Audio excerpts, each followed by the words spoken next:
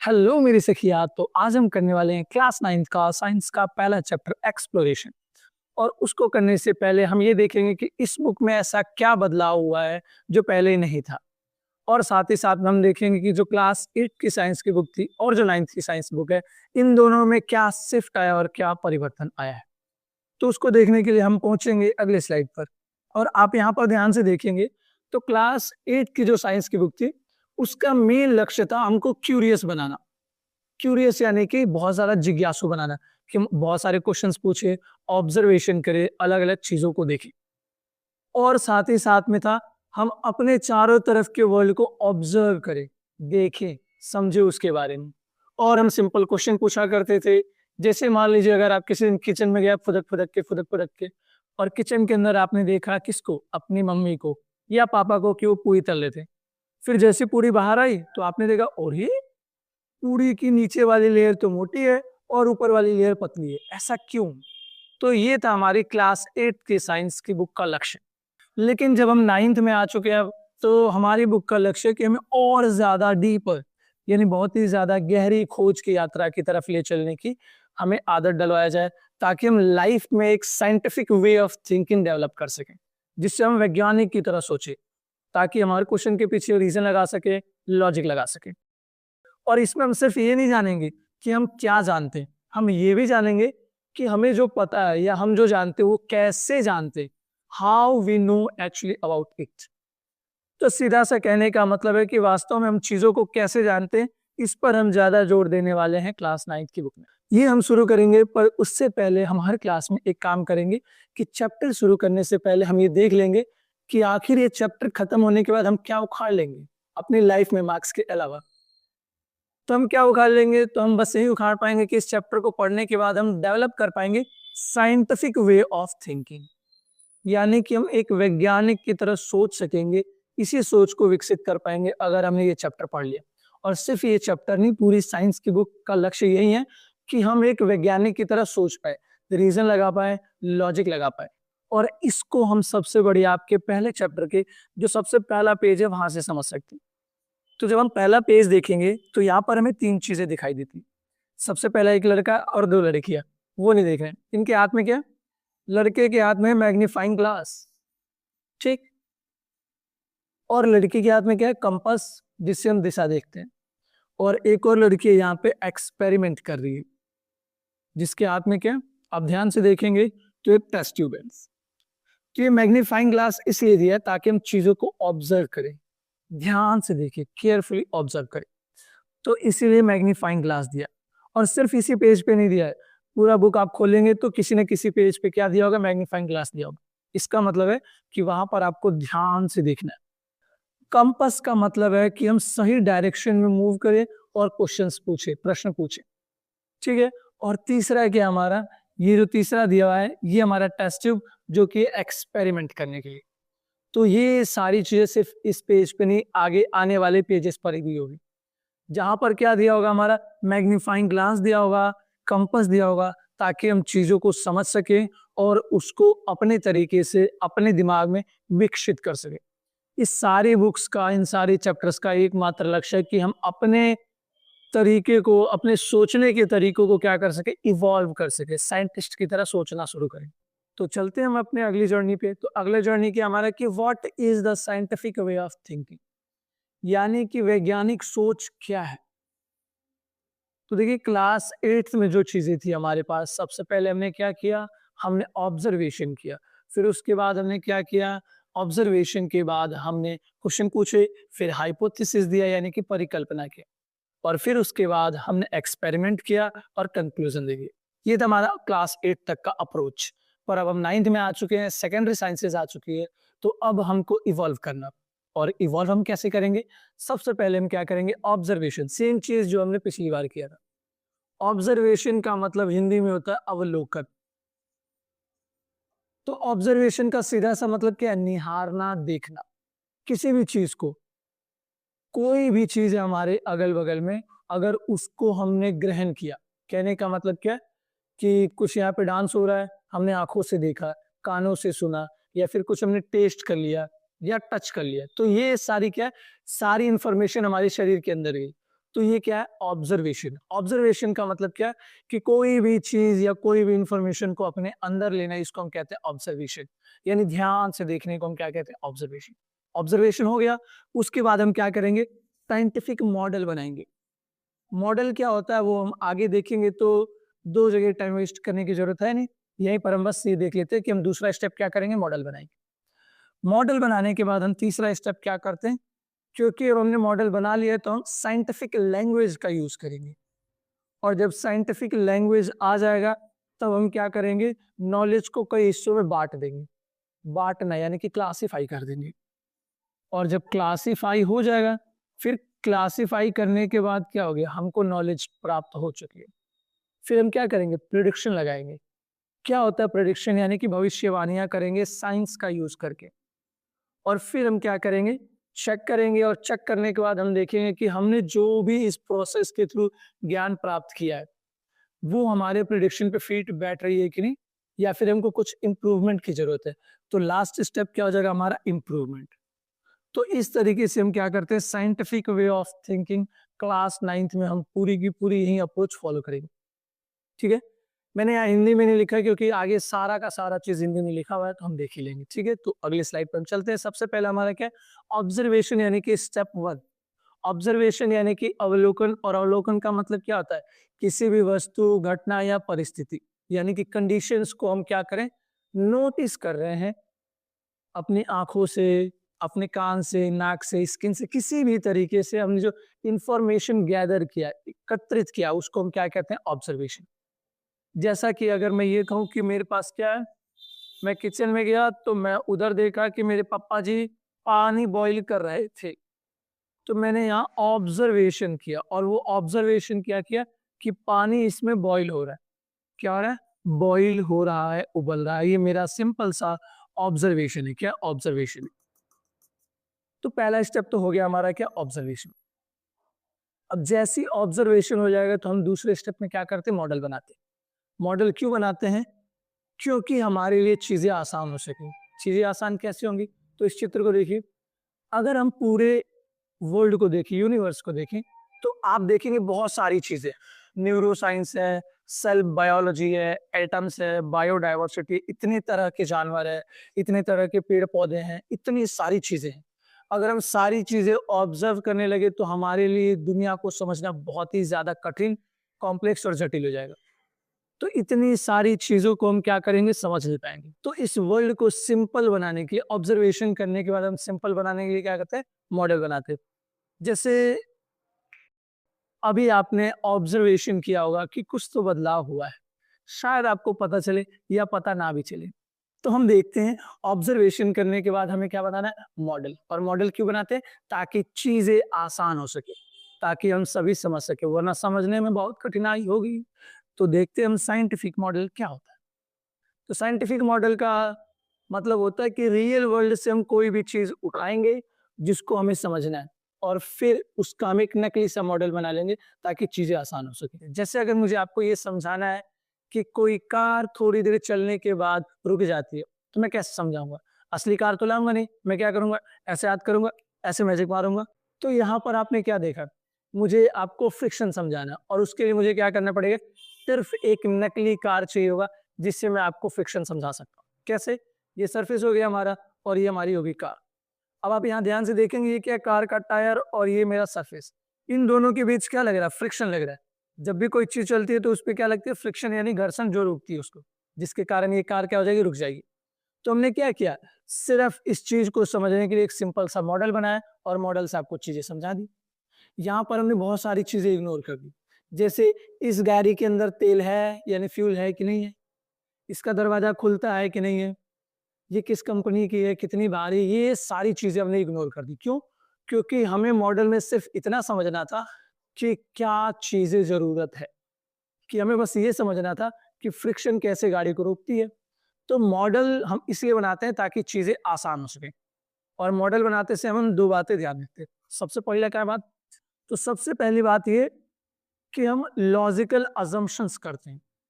इसको मैं LA लिख दे रहा हूँ। लॉजिकल अजम्पशंस का मतलब होता है तार्किक मान्यताएं लेंगे, यानी जो हमारी बुद्धि के अनुसार हमको लग रहा है कि यही चीज जरूरी है, जैसे इस कार में क्या जरूरत था, इस कार का टायर, सरफेस और कार जैसा मॉडल, ताकि आपको समझ में आ सके। तो इसको हम क्या कहते हैं, लॉजिकल अजम्पशंस के बेसिस पे हम सिर्फ वो चीजें रखेंगे जो हमें जरूरत है। और दूसरा चीज हम क्या करते हैं, इग्नोरेंस। क्या करते हैं, इग्नोरेंस। और इसको हिंदी में हम कहते हैं अनदेखा करना। और ये जानबूझ करके चीजें इग्नोर की जाती है। जैसे इसी कार के मॉडल में हमने बहुत सारी चीजें इग्नोर कर दी कि इसका दरवाजा खुला कि नहीं खुला, इसमें तेल है कि नहीं है, ये चलती है या नहीं। तो ये सारी चीजें हमने क्या कर दिया, इग्नोर कर दिया। तो जब भी हमें साइंटिफिक मॉडल बनाते हैं तो हम दो बातों का ध्यान रखते हैं। सबसे पहला लॉजिकल अजम्पशंस यानी कि तार्किक मान्यता है कि हमें क्या चीजें रखनी है, इसके बेसिस पे हम लॉजिक लगाएंगे और फिर वो चीजें रख लेंगे। और दूसरा क्या है, दूसरा हम ये काम करेंगे कि कौन सी चीजें हमारे लिए बिल्कुल काम की नहीं है, तो उसको हम करेंगे इग्नोर। ठीक है, तो एक और मॉडल हम समझते हैं, तब आपको ज्यादा बेटर समझ में आएगा। यहाँ पर ये देखिए, अब जैसे ये बुक का आपके क्वेश्चन भी है, क्रियाकलाप भी है, कि मान लीजिए आपको ये एक मॉडल बनाना है जिसमें एक बैट्समैन क्या कर रहा है, बॉल को मारा इस तरीके से ताकि बाउंड्री के बाहर वो 6 रन के लिए चले जाए। तो बताइए आप कैसे एक्सप्लेन करेंगे, आप यही बोलेंगे कि बॉलर ने बॉल फेंका, बैट्समैन ने बैट पकड़ा और ऐसे घुमा के मार दिया। तो आपने क्या किया, कुछ चीजों का ध्यान रखा। जैसे अगर आप और ज्यादा डिटेल में जाते तो ये कहते कि 150 किलोमीटर की स्पीड से बॉल आई, बैट्समैन ने बहुत तेज बल्ला घुमाया, बल्ले के बीच में लगी और 6 रन चला गया। तो ये वो चीजें जो हम रखेंगे, तो इसको हम कहेंगे लॉजिकल अजम्पशंस के बेसिस पे हमने कुछ चीजें रखी। और क्या क्या चीजें इग्नोर कर दी हमने, जैसे हमने ये इग्नोर कर दिया कि बैट्समैन के पैर के बीच में कितने डिग्री का एंगल बन रहा था, या यहाँ पर कौन सी मांसपेशियां ज्यादा स्ट्रेच हुई है, या फिर हमने ये इग्नोर कर दिया कि विराट कोहली की बॉडी कितनी फूली है, या फिर बैट कौन सा है, या फिर बॉल किस रंग का है, बॉल स्विंग हो रही थी कि नहीं हो रही थी, ग्राउंड कैसा है, किस ग्राउंड पर मैच हो रहा है, बॉलर कौन सा है। इतनी सारी डेटास को हमने क्या कर दिया, इग्नोर कर दिया। क्यों?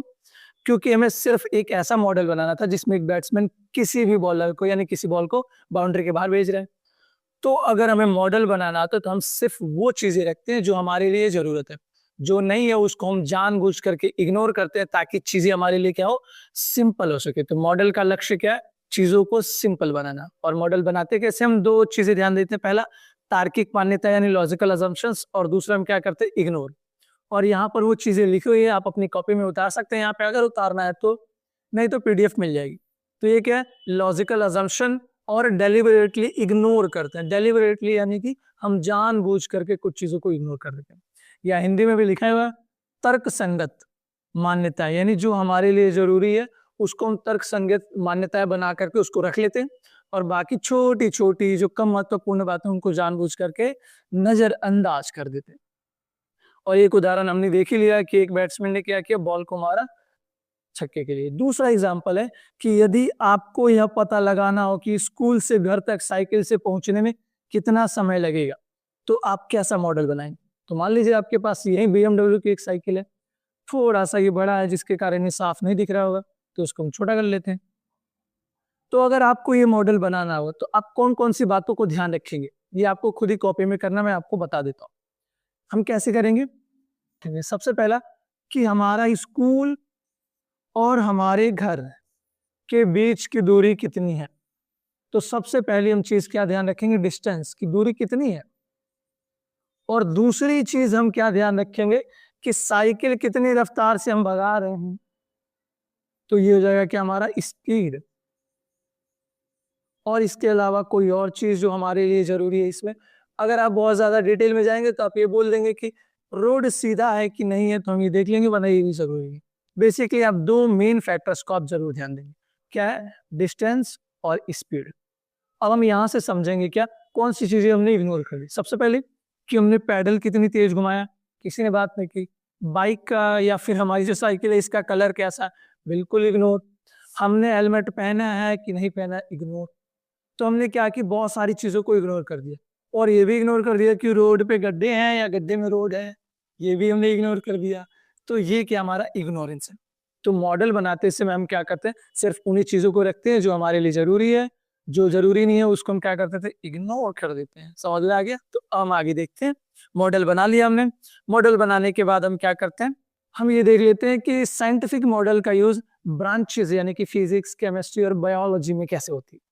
तो फिजिक्स में कैसे होती है, जैसे ये मस्त कार दिख रही है, कार अच्छी लग रही है ना, तो यहाँ ध्यान दो। फिजिक्स में जैसे हमें स्पीड्स निकालनी है, या कोई भी चीज कैलकुलेट करनी है, मान लीजिए हमें ये कैलकुलेट करना है कि ये जो गाड़ी है कितनी रफ्तार से भाग रही है, तो हम क्या सिर्फ रखेंगे, इस पूरे कार को हम एक ही पॉइंट मान लेंगे कि ये पूरी कार की एक ही स्पीड लेंगे। हम ये सारी चीजें इग्नोर कर देंगे कि टायर जो है वो कितनी स्पीड से भाग रहा है, या इसकी जो खिड़की है वो क्या है, या फिर इसके अंदर एटम्स किस तरीके से काम कर रहे हैं, या फ्यूल कितनी तेजी से जल रहा है। इतनी सारी चीजों को हम क्या कर देंगे, इग्नोर कर देंगे। तो फिजिक्स के अंदर या केमिस्ट्री या बायोलॉजी के अंदर भी चीजों को हम सिंपल बनाने के लिए क्या करते हैं, मॉडल बनाते हैं। और मॉडल में आपको ये समझ में आ गया होगा कि भौतिक विज्ञान में क्या चलते हुए कार को हम क्या करते हैं, उसकी गति का अध्ययन करने के लिए उसको एक ही बिंदु मान लेते हैं कि वो जो पूरी कार है वो कितनी तेजी से जा रही है, उसके अलग अलग हिस्से करके हम नहीं देखते हैं। तो ये क्या कर दिया हमने, चीजों को सिंपल कर दिया। सिमिलरली केमिस्ट्री के अंदर अब जैसे ये चित्र देखिए, ये क्या है, H2O है। अगर हमको रियलिटी में यानी असली में जा करके हाइड्रोजन और ऑक्सीजन का बॉन्डिंग देखना है, तो हम अपनी आंखें ऐसे तो नहीं देख पाएंगे, और मुझे ये चीजें आपको समझानी भी है तो मैं कैसे समझाऊंगा, मैं समझाऊंगा आपको एक मॉडल बना करके, और वो यही मॉडल है। इसके अलावा मैं ऐसे भी मॉडल बना सकती हूँ कि इधर एक H लिख दिया, इधर एक H लिख दिया, तो ये बन जाएगा H2O यानी कि पानी।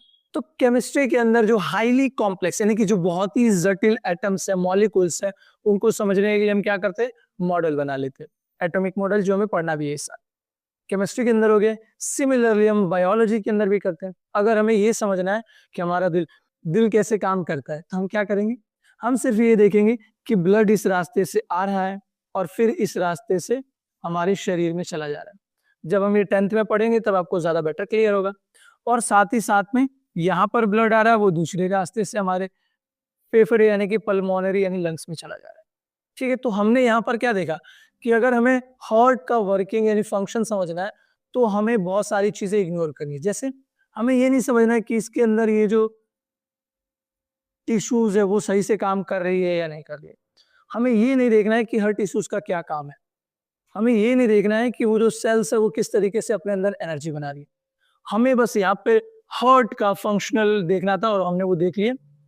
हमें इसमें सिर्फ हार्ट का फंक्शन देखना था कि वो किस तरीके से काम करता है, तो उसको हमने देख लिया। बाकी चीजों को हम क्या कर देंगे, इग्नोर कर देंगे। अगली स्लाइड पर जाने से पहले हम क्या करेंगे, एक स्टोरी सुनेंगे। तो एक में मेरी सखी है, बहुत प्रिय सखी है, वो आई मेरे पास और वो तैयारी कर रही थी, तो जनरल नॉलेज बहुत सारा चीज जानती थी। वो आई टपाक टपाक टपाक टपाक कि सखी एक बात बोलो। तो मैंने बोला बोलो। तो उन्होंने बोला कि तुम जो मन चाहे वो क्वेश्चन पूछ सकते हो, जनरल नॉलेज का मैं एक चुटकी बजाते जवाब दे दूंगी।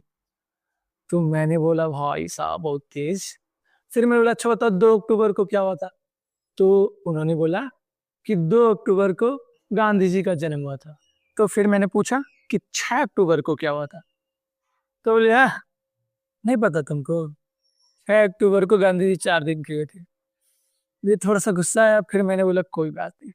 फिर उसने बताया अच्छा बताओ क्या हुआ है। तो फिर मैंने बताया कि 6 अक्टूबर को मेघनाथ साहा जी का जन्म हुआ था। अभी मेघनाथ साहा कौन है, तो ये जो चित्र दिख रहा है इन्हीं का नाम है मेघनाथ साहा।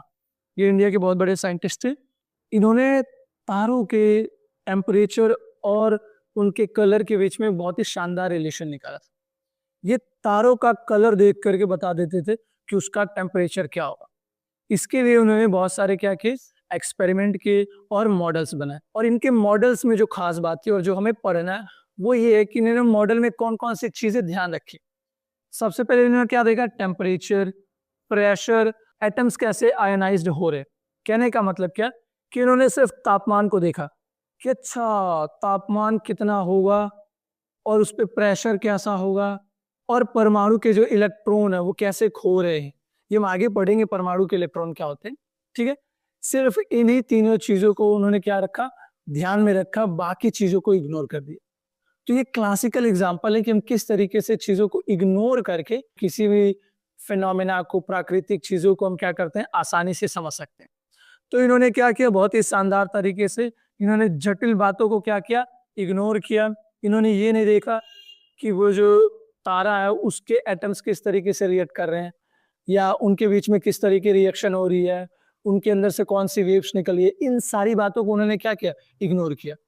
तो ये क्या, हम जब भी किसी भी मॉडल को बनाते हैं तो कुछ चीजें रखते हैं और कुछ चीजों को इग्नोर कर देते हैं। ये तुम्हारी बुक में था इसलिए मेरे को बताना पड़ा। ठीक है, और ये बात मैंने अपनी सखी को भी बताई, वो भी क्या होगी, खुश हो गई कि वाह मुझे एक और नॉलेज प्राप्त हो गया। ठीक है, और साथ ही साथ में ये ध्यान रखेंगे कि ये जो मेघनाथ साहा जी थे, इनका जन्म बहुत ही गरीब परिवार में हुआ था और बहुत गरीब परिवार में होने के बावजूद भी इनके अंदर बहुत ज़्यादा क्यूरियोसिटी थी, जानने की इच्छा थी, जिसके कारण ये इतने बड़े साइंटिस्ट बन सके। तो आप लोगों के अंदर भी क्या होनी चाहिए, वो इच्छा होनी चाहिए, वो जिज्ञासा होनी चाहिए, ताकि लाइफ में आप बेहतर कर सके और हर चीज़ के पीछे साइंटिफिक लॉजिक लगा सकें। तक हमने 2 स्टेप्स फॉलो कर लिए। सबसे पहला हमने क्या किया था, ऑब्जर्वेशन यानी कि अवलोकन। फिर हमने दूसरा स्टेप क्या किया, मॉडल बनाया, साइंटिफिक मॉडल, जो चीज़ें हमें रखनी है वो रखेंगे और बाकी चीज़ों को हम इग्नोर कर देंगे। तो मॉडल हम बनाते किस लिए, मॉडल हम इसलिए बनाते हैं ताकि चीज़ें हमारे लिए क्या हो सके, आसान हो सके। तो ये हो गया हमारे 2 स्टेप्स। अब तीसरा स्टेप है कि अगर हमने मॉडल भी बना लिया, क्वेश्चन भी पूछ लिया, तो इसके बाद हम क्या करेंगे, इसके बाद हम करेंगे लैंग्वेज। लैंग्वेज यानी कि साइंस की भाषा को सीखेंगे, क्योंकि अगर हम साइंस की भाषा नहीं सीखेंगे तो हम जो चीज़ बता रहे हैं सामने वाला वही समझे, ये जरूरी नहीं। इसका बहुत सिंपल सा एग्जांपल मैं देता हूँ आपको। एक बार मैं अपने गांव गया था, उधर मेरे चाचा रहते थे। उन्होंने बोला कि बेटे ऐसा काम करते कि जाओ मेरे लिए टेबल बनवा के लाओ। ठीक है, उन्होंने बोला कि जाओ टेबल बनवा के लाओ। तो मैंने बोला कितना बड़ा टेबल बनवाना है। तो उन्होंने अपना बित्ता खोला यानी हैंड स्पेन और ऐसे नापा, टपाक टपाक टपाक, और उन्होंने देखा कि ये 5 बित्ता है। कितना बित्ता है, 5। और ये वाला 3 बित्ता है। मैं भी नाप के गया, मैं चला गया दुकानदार के वहां। ये जो नापे थे वो मेरे चाचा ने नापा था ऐसे कि 5 बित्ता और ये 3 बित्ता। मैं गया और वहां पे मैं छोटा सा था ही मैं, तो मेरा हाथ इतना छोटा छोटा था। मैंने बोला कि अंतल अंतल एक ना टेबल बना दो। फिर मैंने टेबल बनाया, तो उन्होंने बोला कि बेटा कितना वाला टेबल बनाना है। तो मैंने बोला 5 बित्ता ये तल दो, 3 बित्ता ये तल दो। तो बनाया उन्होंने 5 बित्ता ही और 3 बित्ता ही, पर जो टेबल बना वो कैसा बना, एक्चुअल टेबल से बहुत छोटा बन गया। ऐसा क्यों हुआ, क्योंकि जो चाचा ने बताया था और जो मेरे पास था यानी कि बित्ता, वो दोनों अलग अलग था। अगर इसकी जगह उन्होंने साइंटिफिक तरीका यूज किया होता तो ये प्रॉब्लम ही नहीं होती। कहने का मतलब क्या है, अब मान लीजिए आप ये देखेंगे, अगर ये वाला हथियार उनके पास होता तो आज ये प्रॉब्लम नहीं होती। कहने का मतलब क्या है, अगर उन्होंने ये इंच टेप से नाप के दिया होता कि बेटा उसकी चौड़ाई 1 मीटर है, लंबाई उसकी 3 मीटर है, तो आराम से बिना किसी प्रॉब्लम के हम बिल्कुल वही टेबल बना पाते जो उनको चाहिए था। तो यहाँ पर हमने क्या किया, साइंटिफिक चीजों को इग्नोर करने से क्या होती है, बहुत ज्यादा कंफ्यूजन होती है, प्रॉब्लम हो सकती है, बहुत सारे लोग कंफ्यूज हो सकते हैं। तो इन्हीं सारी समस्याओं से दूर जाने के लिए हम साइंस के अंदर क्या लाते हैं, क्लियरिटी लाते हैं एकदम बढ़िया से। और वो कैसे आता है, अगर हमने साइंस की लैंग्वेज यूज करी। तो क्या यूज किया हमने, साइंस की लैंग्वेज। और साइंस की लैंग्वेज यूज हम कैसे करते हैं, उसके लिए यहाँ पर हम देखते हैं। तो साइंस में लैंग्वेज हम किस लिए यूज करते हैं, ताकि चीजें क्लियर हो और पूरे विश्व में एक जैसा माना जा सके। तो कहने का मतलब क्या है, जैसे अगर मैं मास की बात करूं, मास का मतलब क्या होता है कि हमारे अंदर कितना सामान भरा हुआ है या इसके अंदर कितना सामान भरा हुआ है, किसी भी वस्तु के अंदर कितना सामान भरा हुआ है, इसको हम क्या कहते हैं, मास यानी कि द्रव्यमान। तो मास को साइंटिस्ट लोगों ने बोला कि हम इसको किससे लिखेंगे, तो उन लोगों ने क्या बोला, एम से लिखेंगे। किससे लिखेंगे, एम। और हिंदी में द्रव्यमान होता है, पर इसको हम लिखेंगे किससे, एम से। तो क्योंकि अब हमारे पास क्या है, साइंटिफिक क्लियरिटी है, तो हमें कोई प्रॉब्लम नहीं होगी। क्या प्रॉब्लम नहीं होगी कि मास लिखा हो या द्रव्यमान, एम ही लिखेंगे। तो अब चाहे यूपी से हो, बिहार से हो, झारखंड से हो, यूरोप से हो, अमेरिका से हो, कहीं से भी हो, एम लिखा है, इसका मतलब आप जिंदा समझ जाएंगे कि वो क्या लिखा है, द्रव्यमान यानी कि मास। इसी तरीके से वेलोसिटी यानी कि वेग, यानी 1 सेकंड में हम कितना दूर चले जाए, इसको समझने के लिए हम क्या क्या लिखते हैं, v, यानी कि वेग को हम कैसे लिखते हैं, vc। सिमिलरली अगर मैं बात करूं बल की, तो इसके लिए हम क्या यूज करते हैं, F। और फोर्स यानी कि बल। तो ये क्या, साइंटिफिक क्लियरिटी के साथ इन सारी चीजों को डिफाइन किया गया है। ऐसा नहीं कि मास किसी भी चीज को कह देंगे। मास का मतलब ये होता है कि किसी वस्तु के अंदर कितना मैटर भरा हुआ है, मैटर यानी कि कितना पदार्थ भरा हुआ है, इसको हम क्या कहते हैं, मास। इसमें कोई भी कंफ्यूजन नहीं होगी किसी को भी, क्योंकि मास को डिफाइन कर दिया गया। तो साइंस में चीजों को एकदम बढ़िया से डिफाइन किया जाता है, और डिफाइन करने के बाद एक प्रॉपर जो सभी लोग सिंबल यूज करें ऐसा सिंबल बनाया। और साथ ही साथ में क्या यूज किया जाता है, SI मात्रक।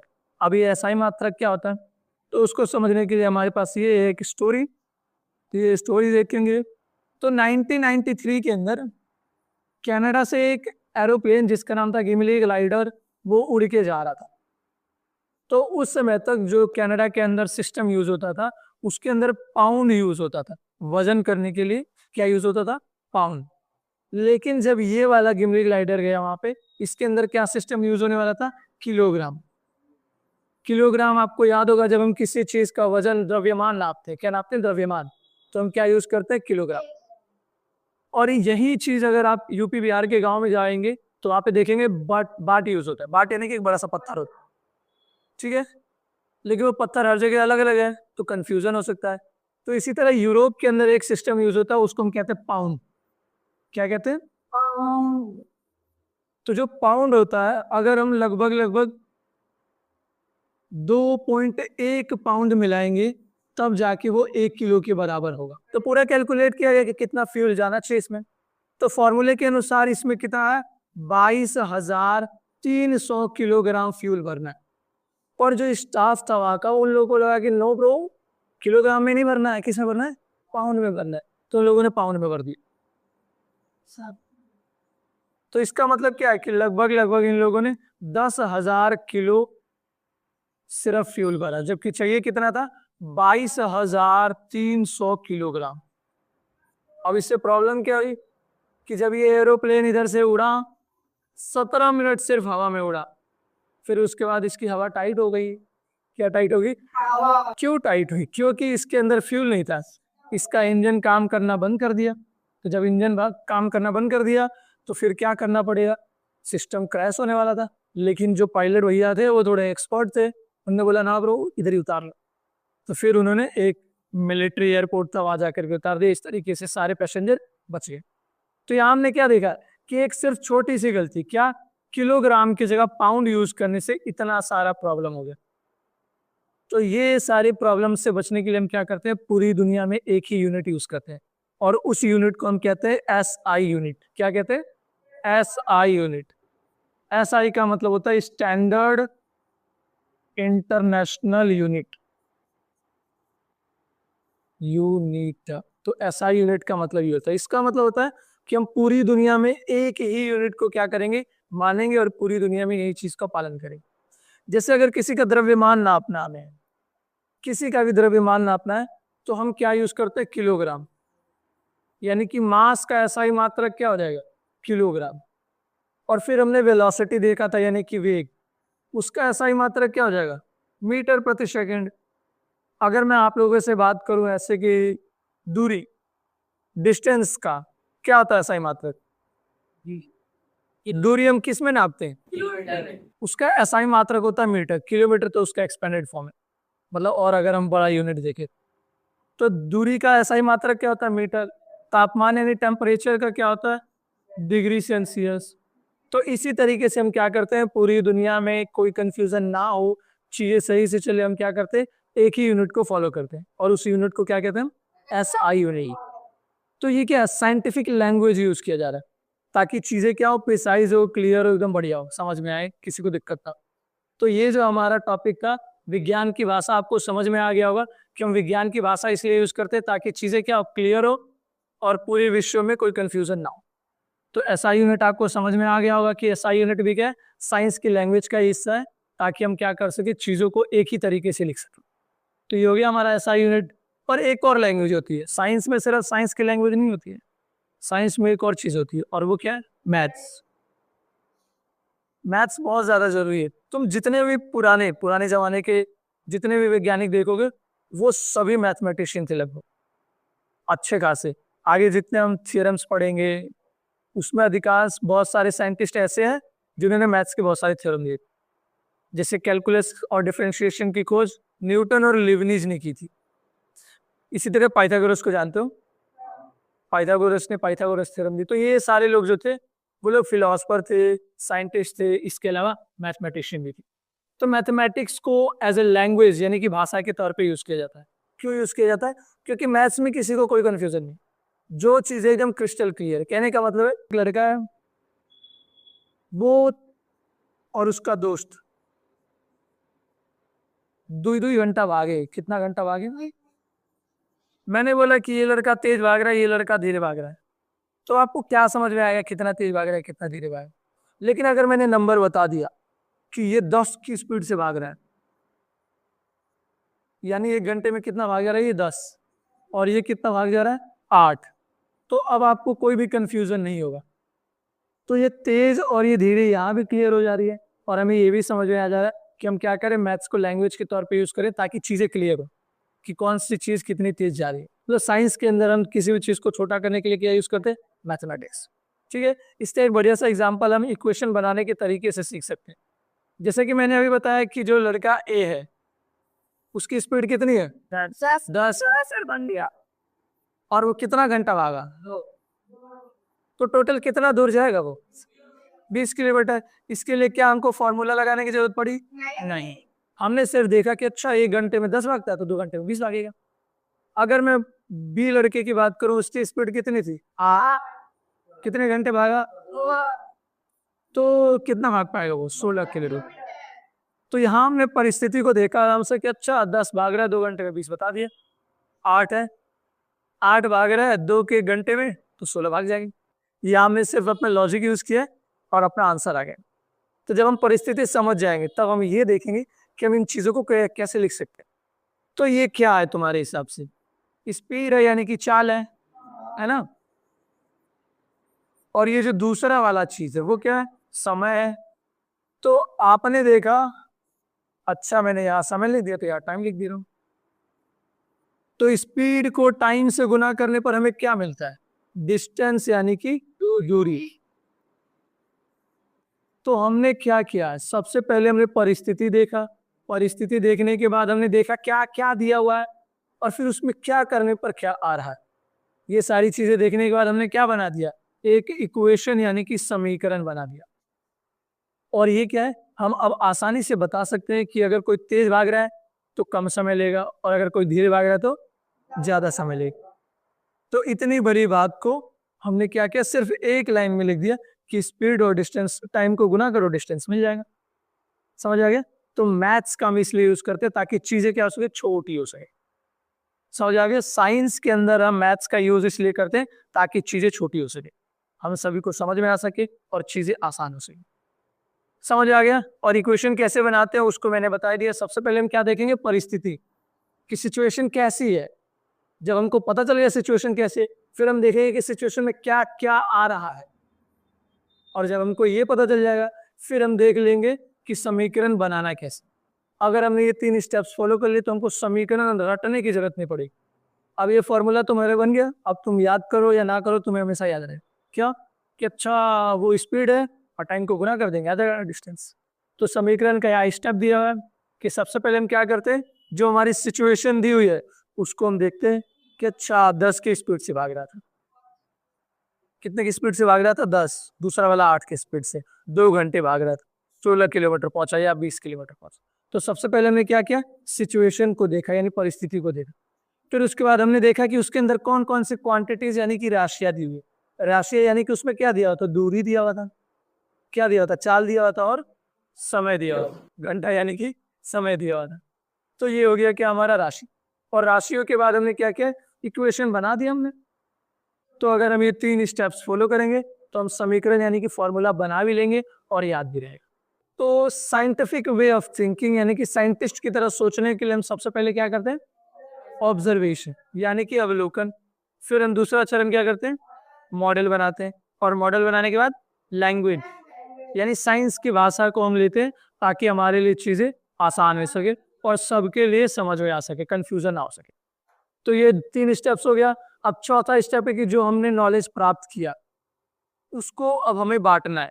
क्या करना है, अलग अलग चीजों में बांटना है, कि जो मुझे बात पता चली वो क्या है और जो तुम्हें बात पता चली वो क्या है। ठीक है। तो इसके लिए हम क्या करते हैं, साइंस में 3 हिस्सों में बांटते हैं। कितने हिस्सों में, पहला क्या है, लॉ, दूसरा थियरी, तीसरा प्रिंसिपल यानी कि नियम, सिद्धांत और मूल सिद्धांत। अब ये कौन सी चिड़िया का नाम है, तो इस चिड़िया को हम ये बुला लेते हैं। तो जैसे मान लो एक दिन तुम कहाँ गए, किचन में, किचन में ही जा रहे हो क्योंकि किचन हम सभी के पास है।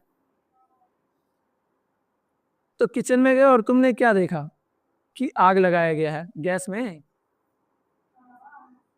तो अब ये आग लगा हुआ है और इसके अंदर क्या रखा हुआ है, पानी रखा हुआ है, तो तुम्हें क्या लगेगा कि जैसे जैसे तुम नॉब नॉब जानते हो जिससे गैस बढ़ाते हो और तो अगर तुम इस नॉब को बढ़ाओगे तो ये गर्मी बढ़ेगी, और गर्मी बढ़ेगी तो पानी के बॉईल होने की स्पीड भी क्या हो जाएगी, बढ़ जाएगी, यानी बहुत तेजी से क्या लगेगा, पानी उबलने लगे।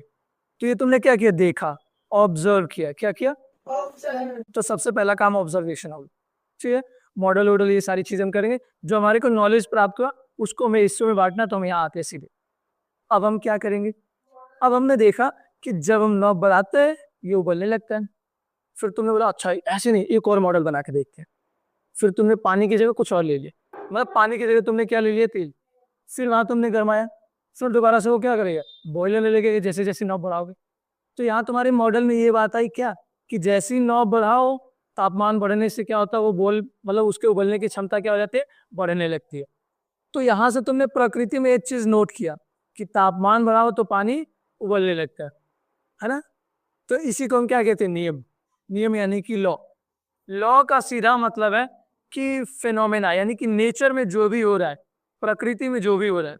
जैसे अगर मैं ये कहूं कि मेरे पास क्या ये मार्कर है, अगर मैं इस मार्कर को छोड़ूंगा तो कहाँ जाएगा, नीचे, नीचे जाएगा। इसको छोड़ूंगा तो भी नीचे जाएगा, इसको छोड़ूंगा तो भी नीचे जाएगा, कुछ भी छोड़ूंगा नीचे जाएगा। समझ आएगा, मोदी जी को छोड़ूंगा तो भी नीचे जाएंगे। समझ गया मैंने क्या कहा? तो किसी भी वस्तु को छोड़ने पे हमेशा कहा जाता है वो नीचे। तो प्रकृति में होने वाली ये घटना है, इसको हम क्या देंगे, लॉ।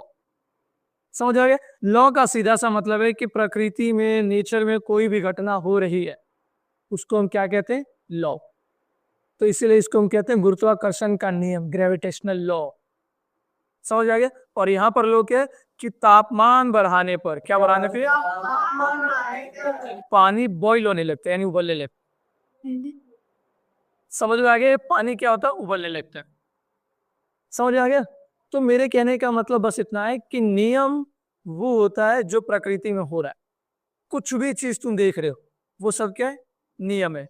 जो एक ही चीज बार बार रिपीट हो रहा है, रिपीट हो जा रहा है, रिपीट हो जा रहा है। जैसे अगर मैं ये पेन यहाँ रखूंगा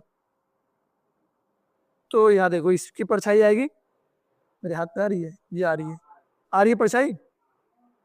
तो तुमने क्या देखा कि अगर किसी वस्तु के सामने लाइट आएगी तो पीछे क्या हो जाएगा, परछाई आ जाएगी। तो ये क्या हमारा, ये नियम। समझ आ गया। लॉ यानी नियम का मतलब क्या, नेचर के अंदर कुछ भी हो जाए। जैसे अगर हवा तेज चलेगी तो हमारे पसीने क्या हो जाएंगे, हल्के हल्के सूखने लगे। तो ये क्या है, नियम यानी कि लॉ। कोई भी ऐसा चीज जो बार बार एक ही चीज को, पैटर्न को रिपीट किया जा रहा है उसको हम कहते हैं लॉ। तो लॉ तुम लोग को समझ में आ गया। तो ये लिखा है कि नियम यह बताता है कि प्रकृति में क्या होता है, और यह किसी नियमित या लगातार दिखाई देने वाले पैटर्न की ओर संकेत करता है, यानी लगातार जो बार बार होता है। जैसे मार्कर छोड़ने पे नीचे जा रहा था, या फिर इंच टेप छोड़ने पर कहा जा रहा था, नीचे जा रहा था। तो ये क्या नियम। अब हम दूसरा क्या पढ़ेंगे, नियम के बाद क्या था हमारे पास, थियोरी यानी कि सिद्धांत। अब ये थियोरी कौन सी चिड़िया है, तो थ्योरी का मतलब होता है क्यों होता है। थियोरी का मतलब क्या होता है, क्यों होते हैं। लॉ यानी नियम का मतलब होता है क्या होता है, और इसका मतलब होता है क्यों होता है। जैसा कि तुमने उसमें देखा होगा 3 इडियट्स में, उसमें आमिर खान उसको फोन करता है कि आज तुम्हारी हत्या होने वाली है। वो बोलता है क्या, क्यों, क्या हुई। तो उसके कहने का मतलब क्या है, वो एक क्वेश्चन पूछ रहा है, क्या कर रहा है। तो जब भी हम कोई ऐसा क्वेश्चन पूछते हैं कि क्यों हुई, कि कोई घटना क्यों होती है, उसका अगर जो रिप्लाई मिल रहा है, और उसको हमने क्या किया, बहुत सारे पैटर्न को एक्सपेरिमेंट किया, बहुत सारे प्रमाण जुटाए, तब जो हमें नॉलेज प्राप्त होता है उसको हम कहते हैं थियोरी यानी सिद्धांत। समझ में आगे मैंने क्या कहा। तो यहाँ पर कहने का सीधा सा मतलब है, जैसे अभी हमने पानी उबाला था, याद आ रहा है, तापमान बढ़ाने पर पानी उबलने लगता है, ये हमारा लॉ। क्या, अब हमने इसके पीछे क्वेश्चन पूछा कि क्यों हो रहा है, ऐसा क्या हुआ कि पानी गर्म होने लगी या पानी उबलने लगा। तो ऐसे जब हमने उसको नीचे से गर्मी दी, उसका बम गर्म होने लगा। तो अगर बम गर्म होगा तो उसके अंदर क्या आ जाएगी, गर्मी आ जाएगी। तो कहने का मतलब क्या है, कहने का मतलब बस इतना ही है कि, कहने का मतलब बस इतना ही है कि जैसे हमारे इस पॉट के अंदर क्या है, पानी है, तो पानी के जो मॉलिक्यूल्स है, छोटे छोटे कण है, उन सभी के अंदर क्या आ गई, गर्मी बढ़ने लगी, तापमान बढ़ने लगा। और तापमान बढ़ने से ये होता है कि जो पार्टिकल्स है वो बहुत तेजी से मूव करने लगते हैं। अब जैसे मान लो किसी क्लास के अंदर क्या मस्त एसी चल रही है, सब आराम से सो रहे होंगे, अब एक ही बार में गैस चालू कर दिया, खूब गर्म कर दिया, सब इधर उधर भागने लगेगी नहीं, बिल्कुल वही है। तो इसके नीचे हमने क्या किया, गर्म किया, तो इसके अंदर जितने बच्चे बैठे थे सबका दिमाग अरे इधर भागो, सब भागने लगे।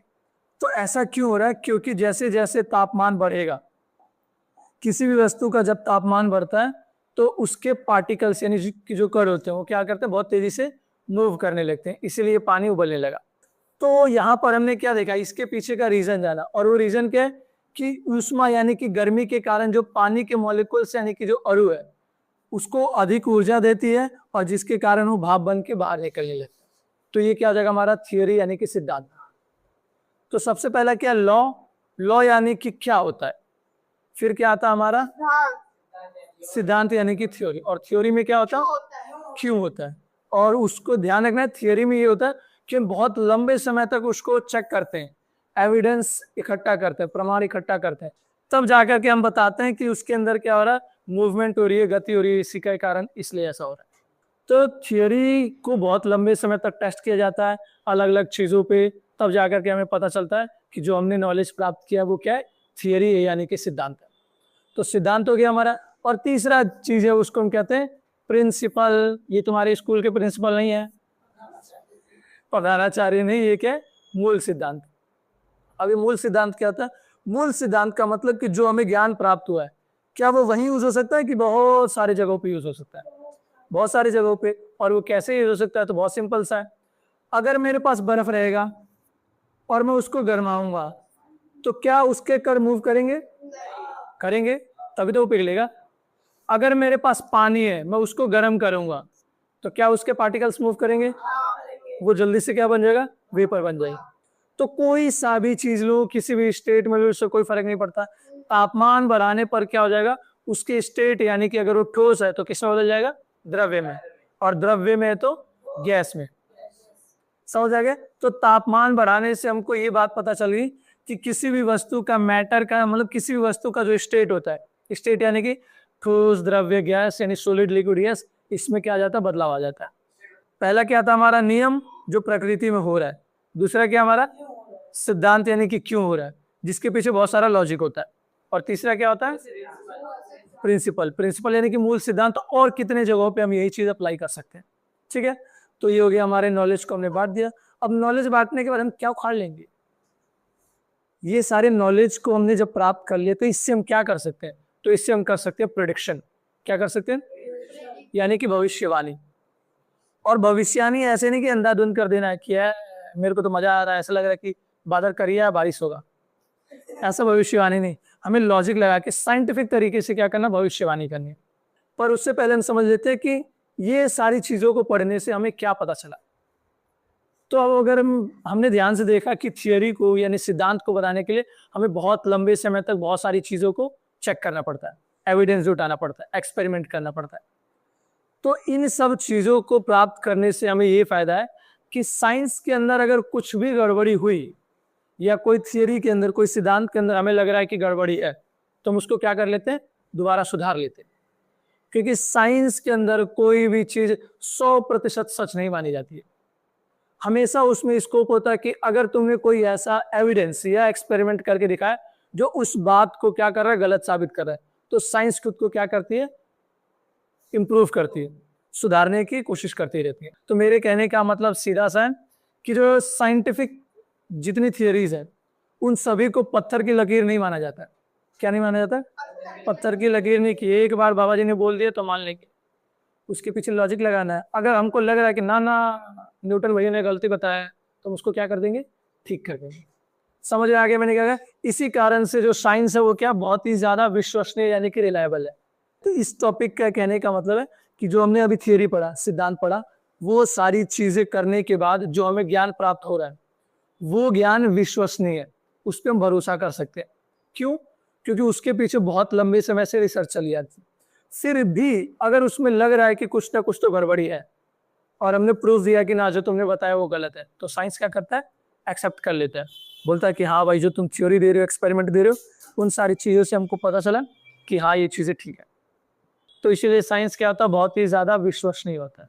तो ये हो गया हमारे चारों स्टेप्स। अब एक क्वेश्चन कर लेते हैं, फिर उसके बाद हम आगे देखते हैं। ठीक, तो ये हमारा क्वेश्चन क्या है कि साइंस इतना ज्यादा रिलायबल यानी कि विश्वसनीय क्यों है। तो सबसे पहली बात, साइंस में जो भी चीजें हमें प्राप्त होती है उसके लिए हम क्या करते हैं, एक्सपेरिमेंट यानी कि एविडेंस जुटाते हैं, जुटाते कि नहीं जुटाते, और ऑब्जर्वेशन करते हैं। ऑब्जर्वेशन यानी कि हम खुद ही बहुत सारे एक्सपेरिमेंट को और ऑब्जर्वेशन को देख के एविडेंस जुटाते हैं। इसीलिए क्या साइंस बहुत ही ज्यादा क्या है, विश्वसनीय है। तो विश्वसनीय होने का पहला रीजन क्या है कि ये क्या है, इसमें प्रमाण है और अवलोकन पर आधारित है। दूसरा क्या है कि इसमें जो विचार होते हैं, जो भी बातें कही जा रही है, उनको टेस्ट किया जाता है, परखा जाता है, यानी कि टेस्ट किया जाता है। क्योंकि अगर हम कोई और ऐसे बात मानते हैं, ऐसे कि मान लो कि गांव में नहीं कहते ऐसे बाबा जी की, अरे बाबा जी के पास जाओगे तो तुम्हारी हाइट बढ़ जाएगी, बाबा जी एक ऐसा दवाई घुट्टी पिलाएंगे तुम हाइट बढ़ जाएगी। तो क्या उन्होंने एक्सपेरिमेंट करके दिखाया? क्या उसके पीछे कोई साइंटिफिक लॉजिक है? नहीं है, नहीं है ना। तो वो उतना ज्यादा भरोसा करने लायक नहीं है। कई बार ऐसे कहते हैं कि तुम बाबा जी के वहां जाओ और ऐसे झरवा लेना, तुम्हारी बीमारी ठीक हो जाएगी। और बहुत सारे लोग इन सब बातों में फंस जाते हैं, फिर आखिरी में जाकर के क्या होता है, अपना इलाज कराने जाते हैं। समझ लो, जैसे कि मेरे एक अंकल थे, तो उन्होंने, उनकी जो मम्मी थी उनको पथरी हो गया था, पथरी जानते हो। तो ये बाबा के पास गए, तो बाबा ने बोला कि अरे कोई बात नहीं बेटा, ये चीजें परहेज करनी है, और मैं ये दवाई दे रहा हूँ, दवाई क्या पानी जैसा ही कुछ था, और उसको पीना तुम ठीक हो जाओ।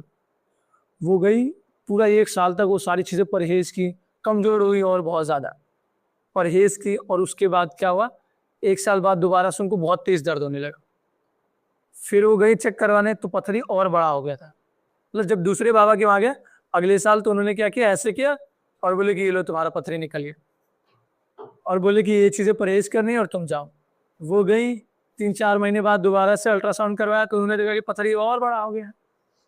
अब पथरी और बड़ा हो गया, ऊपर से उनको क्या हो गया, जो कमजोर हुई थी बहुत ज्यादा वो, क्योंकि सही से खाना वाना नहीं खा रही थी, इसके कारण क्या हुआ, उनकी सर्जरी भी पॉसिबल नहीं हो पा रही थी। फिर तो कुछ महीने उनका इलाज चला ताकि वो थोड़ी हेल्दी हो, फिर उसके बाद सर्जरी हुआ। तो हम क्या करते हैं, बहुत सारे बाबाओं के जाल में फंस जाते हैं कि हाँ बाबा जी ने बोला है तो मान लेंगे, जबकि उसके पीछे क्या साइंटिफिक लॉजिक नहीं है कि ऐसे कैसे ठीक हो जाएगा। ऐसे कोई हाथ डाल के तो पेट के अंदर की कोई चीज है ऐसे निकाल लेगा, बाबा ने बोला करने का तो मतलब करने का, ऐसा थोड़ी होता है। समझ आ गया मैंने क्या कहा। तो साइंस में ये चीजें नहीं होती है कि हम ऐसे मान लें। क्यों? क्योंकि साइंस में जो चीजें होती है उसको बहुत सारे एक्सपेरिमेंट किए जाते हैं, ऑब्जर्वेशन किए जाते हैं, प्रूफ दिए जाते हैं, तब जाकर के वो चीजें आती हैं। और साथ ही साथ में साइंस के अंदर जो भी रिजल्ट आता है वो बार बार आता है और उसको बार बार चेक किया जाता है, तभी हम उसको अप्रूव करते हैं। ऐसे नहीं कि एक बार आया हमने मान लिया। और लास्ट में मैंने तुम्हें बताया कि साइंस जो खुद को प्रमाण मिलने पर स्वयं को सुधार लेता है। ये सबसे अच्छी बात है कि वो क्या करता है, खुद को सुधारने के लिए रेडी रहता है कि अगर तुम्हारे पास मेरे से बढ़िया एविडेंस है तो I am ready to accept it. इसीलिए साइंस क्या होता है, ज्यादा विश्वसनीय होता है। इसीलिए लोग डॉक्टर के पास ज्यादा जाने को प्रेफर करते हैं और जाना भी चाहिए, क्योंकि डॉक्टर ने बहुत सारी चीजें पढ़ाई की है, उसके पीछे इतना सारा रीजन है, एविडेंस है, टेस्ट है, तब जाकर के ये सारी चीजें हो रही। बाबा जी के पास नहीं जाना चाहिए ज्यादा, पता चले बाबा जी और बीमारी बढ़ा दें। ठीक है, तो यहाँ हमने क्या पढ़ लिया, हमने 4 स्टेप्स कर लिया। सबसे पहले हमने क्या किया था, ऑब्जर्वेशन यानी अवलोकन। फिर हमने क्या किया, मॉडल बनाया। फिर साइंस का लैंग्वेज यूज किया। फिर उसको कई हिस्सों में बांट दिया, जिसमें हमारा लॉ था, थियोरी और प्रिंसिपल है। तो ये 3 चीजें हमने पढ़ ली, यहाँ तक हो गया। अब हमें क्या करना है, 5वां स्टेप। 5वें स्टेप में क्या करते हैं, प्रिडिक्शन। क्या करते हैं, यानी साइंस की चीजों का यूज करके हम भविष्यवाणी करें। तो साइंस में हम भविष्यवाणी कैसे करते हैं वो हम पढ़ेंगे अगले। तो 5वां जो स्टेप है वो हमारा प्रिडिक्शन। प्रिडिक्शन यानी कि भविष्यवाणी करना। अब ये भविष्यवाणी 2 तरीकों से की जाती है, और वो 2 तरीके समझने के लिए यहाँ पे हम देखते हैं चित्र पे। तो यार देखो, यहाँ पे 2 लड़की है। ये लड़की है, इसका नाम है खुशी, और दूसरी जो लड़की है उसका नाम है एलिना। तो अब ये जो दोनों लड़की है, ये दोनों अपने छत पे खड़ी थी। खुशी एक दिन बोली कि अरे बादल बहुत काले काले दिख रहे हैं, लगता है आज बारिश होगी। ये है आम जिंदगी। लेकिन अलीना ने ये सारी चीजें पढ़ी हुई है, वो उसने क्या किया, साइंटिफिक चीजें अपनाई, साइंटिफिक अप्रोच अपनाया। उसने क्या बोला कि जब पिछली बार जब बारिश हुआ था तो क्या बादल का रंग ऐसा ही था। वेदर फोरकास्ट यानी कि जो फोन में वेदर दिखाता है क्या वो दिखा रहा है कि आज बारिश होगी कि नहीं। फिर उसने ये देखा कि जो हवा की स्पीड है क्या उतनी ही है जितनी बारिश होने पर स्पीड होती है, और उसका डायरेक्शन वही है जो होना चाहिए। और हवा में जो पानी की मात्रा यानी जो नमी है वो है कि नहीं। तो उसने क्या किया, बहुत सारे क्वेश्चन पूछे दिमाग में, अगर इनका जवाब आ रहा तब उसने अनुमान लगाया कि हो सकता है कि बारिश होगी। तो इसको हम क्या कहते हैं, मेंटो जिंदगी, यानी कि साइंटिफिक जिंदगी। क्या कहते हैं, यानी कि साइंटिफिक जिंदगी। तो इसी चीज में हमने ये देख लिया कि किसी भी भविष्यवाणी को हम दो तरीकों से कर सकते हैं। पहला कौन सा है, आम जिंदगी, जिसके अंदर हम जिंदा देख रहे हैं अच्छा ये हो रहा है तो बारिश होगी। और दूसरा क्या, हम वो चीजें देख रहे हैं जिसके थ्रू हम बता सकते हैं कि बारिश होगी कि नहीं होगी, जिसमें हमने क्वेश्चन पूछा और वो यहाँ पर लिखा हुआ है। देखो जैसे कि अलीना ने क्या पूछा, क्या पिछली बार भी ऐसे ही बादल होने पर बारिश हुई थी, क्या आज हवा में नमी है, मौसम के माप क्या बता रहे हैं। तो ये जो चीजें जिसको हम नाप सकते हैं, जिसको हम अनुभव कर सकते हैं, इन सारी चीजों के बाद अगर हम भविष्यवाणियां करेंगे तो उसको हम क्या कहते हैं, साइंटिफिक भविष्यवाणियां। यानी कि हम किसी लॉजिक पे कर रहे हैं, किसी अजम्पशन पे कर रहे हैं, ऐसे नहीं कर रहे हैं। समझ आ गया। और इससे जो भविष्यवाणियां होती है वो क्या होती है, ज्यादा बेहतर होती है, शानदार होती है। तो हमने 5 स्टेप कर लिया। सबसे पहले हमने क्या किया था, ऑब्जर्वेशन, फिर मॉडल, फिर उसके बाद लैंग्वेज, लैंग्वेज के बाद नॉलेज को हमने बांट दिया, और बांटने के बाद हमने इसका यूज किया यानी भविष्यवाणियां करने और प्रेडिक्शन करने। 5 स्टेप हो गए। अब 5वें स्टेप में है कि प्रेडिक्शन तो हमने कर दिया भविष्यवाणी, उसको चेक भी तो करना है कि जो हम भविष्यवाणी कर रहे हैं सही कर रहे हैं कि नहीं। तो उसको भी हम कैसे चेक करेंगे, साइंटिफिक तरीके से। तो यहाँ देखो, जैसे तुमने सोशल मीडिया पे या ऑनलाइन देखा होगा, ऐसा देखा होगा ना कि और चंद्र ग्रहण या सूर्य ग्रहण के समय में खाना नहीं खाना चाहिए वरना क्या हो जाएगा, नुकसान करता है। तो ये तो हमारा क्या हो गया, ऑनलाइन जो सोशल मीडिया पे है, तुम्हारे व्हाट्सएप पे किसी ने भेज दिया कि अगर तुमने ग्रहण के समय आलू काटा तो तुम्हारा बच्चा जो वो कटा हुआ हो। ऐसे बहुत सारी बातें चलती हैं कि आलू नहीं काटना चाहिए, ये नहीं करना चाहिए वरना तुम्हारे साथ ये हो जाएगा। ये भी ऐसा है, ऐसे क्या। अब वही तो मैं बता रहा हूँ कि हम साइंटिस्ट तरीके, मतलब साइंटिफिक तरीके से कैसे चेक करेंगे। समझ आ गया। क्योंकि हमारे सोशल मीडिया में बहुत सारी बातें आती है। 2015 में जब भूकंप आया था तो मेरे गांव में लोगों ने खूब बात फैलाया कि आज रात को चंद्रमा उल्टा होगा। अब कौन देखने जा रहा है कि चंद्रमा सीधा होता तो कैसा दिखता, उल्टा होता तो कैसे दिखता है। और बातें कह रही कि आज मेरा कुत्ता जो है बहुत तेज भाग रहा है, इसका मतलब समझे कि भूकंप बहुत तेज आने वाला था। अगले 5 दिन तक कोई भूकंप नहीं आया था। तो ये क्या है, हम बहुत सारे सिचुएशन में क्या करते हैं, अफवाह फैला देते हैं। क्या फैला देते हैं, तो इन अफवाहों को, ये जो हमारे पास फेसबुक से या व्हाट्सएप से कहीं से आ रही है, तो हम इनको कैसे चेक करेंगे, साइंटिफिक तरीके से। कैसे, और वो कैसे करते हो उसको हम ध्यान से देखेंगे यहाँ पे, तो तुमको समझ में आएगा क्या कि सबसे पहले हम पूछेंगे क्वेश्चन, जैसे इस वाले केस में कि ग्रहण क्या है। क्वेश्चन क्या है यहाँ पे कि ग्रहण के दौरान भोजन नहीं खाना चाहिए क्योंकि यह क्या होता है, हानिकारक हो जाता है, पेट गड़बड़ी हो जाता है, ऐसा कुछ हो जाता है मान लेते हैं। तो हम क्या करेंगे, सबसे पहले लॉजिक लगाएंगे, क्वेश्चन पूछेंगे। क्या क्वेश्चन पूछेंगे कि ग्रहण यानी कि एक्लिप्स क्या है। पहला क्वेश्चन क्या है कि ग्रहण क्या होता है। तो ग्रहण क्या होता है, तो ये मान लेते हैं कि मानना क्या है, ग्लोब है, इसको मान लेते हैं हम क्या है, पृथ्वी, और सामने जो लाइट लगी है वो है सूरज। अब ये क्या है, चंद्रमा दिख रहा है, चंद्रमा दिख रहा है। अब ये जैसे जैसे इसके आगे जाएगा तो ध्यान से देखोगे इस पे परछाई आएगी, इसकी इस पे परछाई आएगी जिसके कारण ये दिखेगा नहीं। तो कहने का मतलब क्या है, तो मान लेते हैं कि ये क्या हमारा सूरज है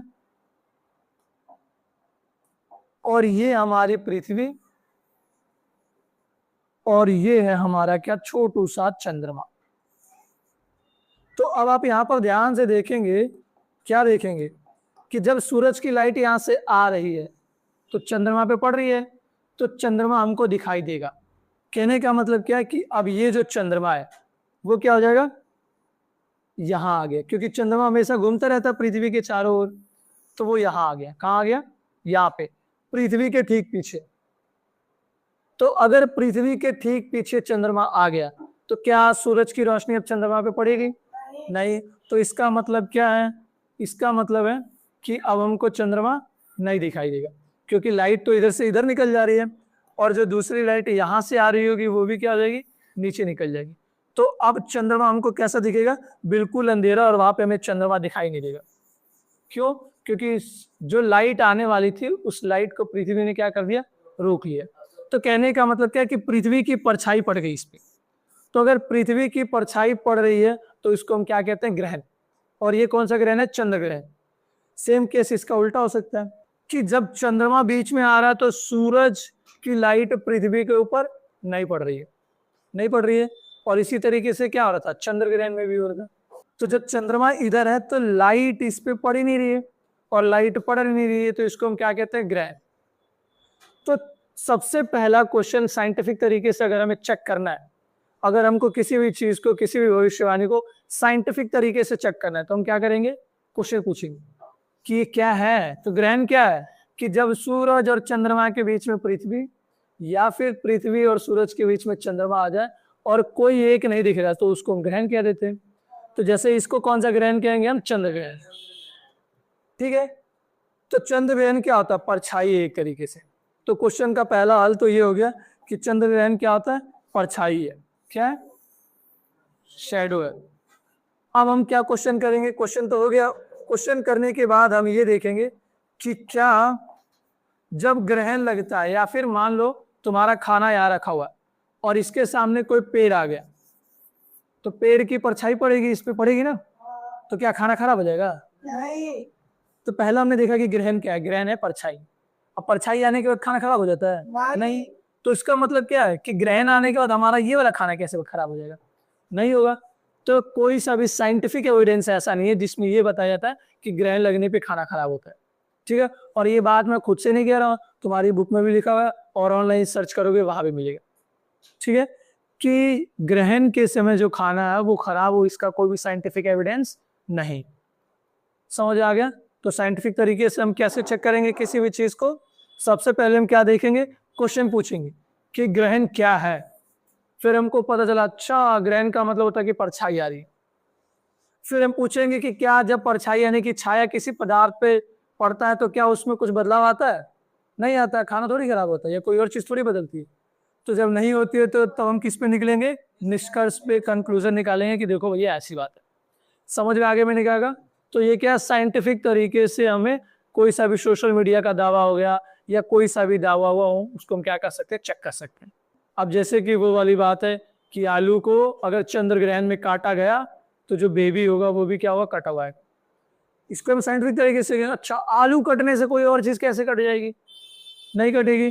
तो ये क्या है, साइंटिफिक तरीके से अगर हम सोचेंगे तो हमको कोई भी मूर्ख नहीं बना पाएगा। तो इस बुक का जो लक्ष्य है उसको हम समझेंगे और उसको अपनी लाइफ में यूज करेंगे। साइंटिफिक तरीके से चीजों को सोच सकते हैं और अपनी थिंकिंग डेवलप कर सकते हैं। ठीक है, जिसमें हमने 6 स्टेप्स किया था, तो 6 स्टेप्स हमने जो कर लिए थे वो क्या थे, सबसे पहले हमने क्या किया था, अवलोकन, यानी चीजों को हमने देखा और उसको ऑब्जर्व किया और समझा उसे। फिर हम क्या करते हैं, वैज्ञानिक मॉडल बनाते हैं ताकि चीजें आसान हो सके। फिर हम विज्ञान की भाषा का उपयोग करते हैं, फिर ज्ञान को बांटते हैं और उसके बाद भविष्यवाणियां करते हैं, जो हमने कल कर लिए थे यहाँ तक। और भविष्यवाणियों को हमने वैज्ञानिक तरीके से यानी साइंटिफिक तरीके से चेक भी कर लिया था। तो इसके आगे काम ही करना है, तो हम चलते हैं पहले उसी स्लाइड पे। ठीक है, इसके आगे हमें करना है, तो उसको समझने से पहले हमको थोड़ा सा एक चीज समझना होगा, और वो क्या समझना है, देखो साइंटिफिक प्रिडिक्शन जब भी हम करते हैं यानी कि भविष्यवाणियां करते हैं, तब हम बहुत सारी चीजें एग्जैक्ट कैलकुलेट नहीं करते। मतलब अगर मान लो मैंने ये बोला कि मेरे पास 4 सिलेंडर है, 4 लीटर ऑक्सीजन है, और मुझे ये निकालना है कि कितने व्यक्ति कितने समय तक इस ऑक्सीजन को ले सकते हैं, तो मैं एग्जैक्ट तो कैलकुलेट नहीं करूंगा, क्योंकि हर आदमी की जो ऑक्सीजन लेने की क्षमता यानी सांस लेने की क्षमता है वो सबकी अलग अलग है। साथ ही साथ में कोई बहुत तेजी से सांस लेता है, कोई धीरे धीरे सांस लेता है। जब हम चल रहे होते हैं तो तेजी से सांस ले रहे होते हैं, और जब हम रुके होते हैं तो धीरे से सांस लेते हैं। तो हम क्या करते हैं, इन सारी चीजों से छुटकारा पाने के लिए हम सिंप्लीफिकेशन करते यानी कि सरल कर देते, जो कि आज का हमारा टॉपिक, कि हम क्या करते हैं, अनुमान लगाते हैं और सरल कर देते। तो the art and strategy of estimation, estimation का मतलब है अनुमान लगाना। हम एग्जैक्ट नहीं करेंगे, बस हम क्या करेंगे, अनुमान लगाएंगे कि इतना होता होगा। जैसे ही हमारा क्वेश्चन दे रहा है बुक में कि आप एक दिन में कितने लीटर वायु सांस लेते हैं, हमें बताना है। तो हमें इस टॉपिक में ये समझना है कि हम साइंस के अंदर चीजों को जल्दी समझने के लिए अनुमान कैसे लगाते हैं, एस्टिमेट कैसे करते हैं। तो उसके लिए हम एक क्वेश्चन करेंगे और एक और क्वेश्चन है, तो पहले वो वाला क्वेश्चन कर लेते हैं। जैसे तुम्हें यह अनुमान लगाना है कि एक परिवार है जिसमें 4 मेंबर्स है। कितने मेंबर्स है? 4। तो तुम्हें ये बताना है कि एक महीने में वो भोजन कराने के लिए कितने चावल की आवश्यकता होगी, उनको ये बताओ। यानी एक महीने में वो कितना भात यानी कि चावल खा लेंगे, ये हमको बताना है। तो हम क्या करेंगे, पहले अनुमान लगाएंगे कि एक आदमी कितना खाता होगा। तो तुम्हारे हिसाब से एक सदस्य कितना चावल खाता होगा एक दिन में? एक पाव कैसे खा लेंगे? एक पाव का मतलब 250 ग्राम। तुम अनुमान लगाओ 250 ग्राम, मान लेते 200 ग्राम खाते हैं। कितना अनुमान लगा रहे हैं, एग्जैक्ट नापने नहीं जा रहे हैं। हो सकता है कोई 200 से ज्यादा खाता हो और हो सकता है 200 से कम खाता हो। मैं पूरे दिन की बात बता रहा हूँ कि हमने क्या मान लिया कि 200 ग्राम वो कितना खाता, चावल खाता एक आदमी। और घर में कितने सदस्य? 4। तो 4 सदस्य कितना खाएंगे? 800 ग्राम। तो एक दिन में 4 लोग कितना खा रहे हैं? 800 ग्राम। और हमें कितने दिन का निकालना है? 30 दिन का, यानी एक महीने का। तो महीने का निकालेंगे तो क्या करेंगे, इसको किससे गुना कर देंगे? 30 से। तो यहाँ हम 800 को किससे गुना कर देंगे? 30 से। तो ये कितना आ जाएगा? 8 का 24,000 ग्राम। और जब हम किलोग्राम में इसको बदलेंगे तो क्या करेंगे, 1000 से भाग देंगे इसको, और 1000 से भाग देंगे तो ये 3030 कट जाएगा। आंसर क्या रहेगा हमारा? तो एक महीने में हमने अनुमान लगाया कि कितना चावल खा जाएंगे, बोलो 24 किलो। ये हमारा अनुमान है, ऐसा ही हो ये जरूरी नहीं है। तो हमने ये अनुमान क्यों लगाया? ताकि तुम अगर मान लो राशन लेने जाना है तुम्हें, कि पापा चलते इस महीने का राशन लेकर के आते हैं, तो जब भी राशन लेने जाओगे तो क्या करोगे, अनुमान लगाओगे ना। अब एकदम परफेक्ट तो नाप के नहीं रखोगे कि अरे नहीं 20 किलो आटा लगेगा या 24 किलो 235 ग्राम चावल लगेगा, ऐसा तो नहीं होगा। तो हम क्या करते, अनुमान लगाते। तो ये हमारा क्वेश्चन था कि 4 सदस्य वाले एक परिवार को एक महीने में कितने भोजन की आवश्यकता होगी, कितने चावल की? 24 किलोग्राम। और ये हमने अनुमान क्यों लगाया? ताकि चीजें आसान हो सके। क्योंकि अगर मान लो हम ये निकालते कि एक व्यक्ति 210 ग्राम खाया, एक 225 ग्राम खाया, एक 230 ग्राम खाया और एक 300 ग्राम खाया, तो सबका अलग अलग हो जाएगा, सबको जोड़ो फिर निकालो तो बहुत लंबा समय लग जाएगा। तो हम क्या करते हैं, अनुमान लगाते हैं।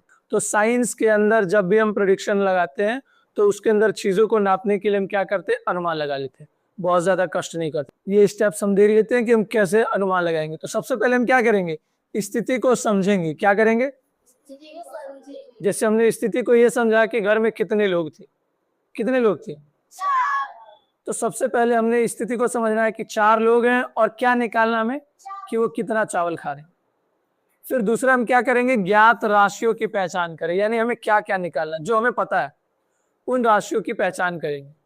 तो अगर हमें ये निकालना है कि किसी घर में कितना चावल कंज्यूम हो रहा है, तो हम क्या करेंगे, सबसे पहले ये अनुमान लगाएंगे कि एक आदमी कितना खाता है। तो सबसे पहले हमने अनुमान लगाया कि वो कितना ग्राम खा रहा था, 200 ग्राम। तो ये हमारी ज्ञात राशियां होगी। क्या होगी? ज्ञात राशियां, यानी वो क्वांटिटीज जो हमको पहले से पता है। ठीक है, और हमको पहले से क्या पता है कि एक आदमी कितना खा रहा है, तो इसको हम क्या कहते हैं, ज्ञात राशियों की पहचान करें। तो सबसे पहले क्वेश्चन क्या पूछा था वो हमने समझा, फिर हमने समझा कि हमें क्या पता है, फिर हम तीसरा स्टेप क्या करेंगे, सरल करेंगे। क्या करेंगे, यानी आसान करेंगे। तो जैसे हमने आसान करने के लिए कितना ग्राम लिया था, 200 ग्राम ही लिया था, 200 से ज्यादा या कम नहीं लिया, क्योंकि कैलकुलेशन क्या हो सके, आसान हो सके। और फिर लास्ट में हमने उत्तर निकाला और हमने देखा कि हाँ लगभग लगभग महीने में 24 या 25 किलो ही चावल लगता है। तो हमने जो आंसर निकाला सही है। तो अब हम ये वाला क्वेश्चन करेंगे, आप एक दिन में कितना लीटर ऑक्सीजन यानी वायु श्वास में लेते हैं। तो इसमें सबसे पहले हमें क्या करना है, हमें क्या निकालना है, सबसे पहले हमें ये समझना है। तो हमें क्या निकालना है, कितना लीटर हम सांस लेंगे पूरे दिन भर में। तो हम सबसे पहले क्या करेंगे, ये देखेंगे कि हम 1 मिनट में कितना सांस लेते हैं। तो अभी मैं टाइमर लगाता हूं, तुम लोग को सांस लेना है और बताना है कि कितना सांस ले लोगे। तुम लोग आराम से सांस लेना है और गिनना है कि तुमने पूरे 1 मिनट में कितना सांस लिया है। तो मैं भी सांस लूंगा और हम सब एक साथ करेंगे, तुम लोग भी करो। चलो,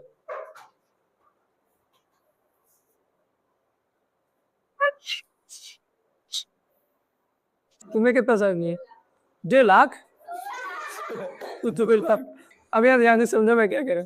तो हमने यहाँ क्या देखा कि कुछ बच्चों ने कितने बार सांस लिया, 16 बार, कुछ ने 10 बार लिया, मैंने जो लिया था वो 13 बार सांस लिया था, इस बच्चे ने 9 बार लिया, तुमने 10, तुमने 18 लिया। अगर हम यहाँ पर एवरेज की बात करें तो तुम ध्यान से देखोगे 9 से लेकर के कहां तक जा रहा है, 18 तक, 9 से 18 के बीच में जा रहा है। तो अगर मैं एवरेज की बात करूं यानी कि माध्य जो आएगा, तो हम दोनों को जोड़ के आधा कर देंगे तो कितना आ जाएगा, 27 यानी कि 13.5 यानी लगभग 14 आ जाएगा। कितना आ जाएगा? तो हम ये मान के चलते हैं कि हम लोग 1 मिनट में कितना सांस लेंगे, 14 सांस लेंगे। सामान्यतः अगर आदमी कोई रेस्ट में होता है यानी सोया रहता है, आराम कर रहा होता है, तो 12 से 15 सांसें लेता है। कितनी सांसें लेता है? सांस नहीं लेता है, तुम्हारा दिमाग सांस में अटक गया है। हम सांस को क्या बोले? सांस को भूल जाओ अपनी।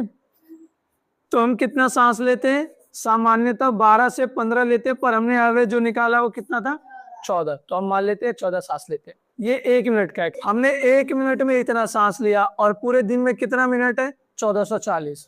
तो अगर मैं इन दोनों को गुना कर दूंगा तो लगभग कितना आ जाएगा, 0 आ जाएगा। ये 14 चौको 56, हासिल 5, 196 प्लस 5 आ जाएगा 200। यानी हम पूरे दिन में कितनी सांसें लेते हैं, 20,160 सांसें लेता है। तो मैं ब्रीदिंग कर लेता हूँ, तुम लोग को सांस कहने पे सांस सुनाई दे रही है, वो सांस होती है। तो पूरे दिन में हमने कितना सांस लिया, 20,000। तो मैं लगभग लिखूंगा तो 20,000 सांसें लिया मैंने। अब हम ये देखेंगे कि हर सांस में हमने कितना लीटर सांस लिया, और ये हमको कैसे पता चलेगा कि हमने एक सांस में कितना लीटर सांस लिया। तो तुम्हें बलून फुलाना और तुम देखना है कि कितने सांस में इस बलून को पूरा फुला दे दूं।